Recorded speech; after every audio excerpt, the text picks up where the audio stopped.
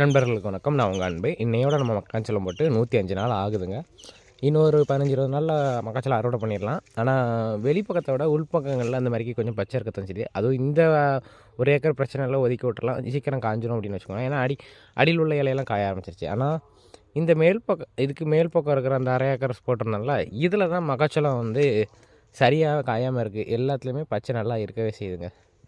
ஏன்னா ஒரு நாள் கொஞ்சம் பிந்தி போட்ட மாதிரிக்கவே தெரியும், ஆனால் ஒரே நாளில் போட்டது தான். அப்படி இருந்தும் நமக்கு மக்காச்சோளம் இந்தளவுக்கு காயாமல் இருக்குது.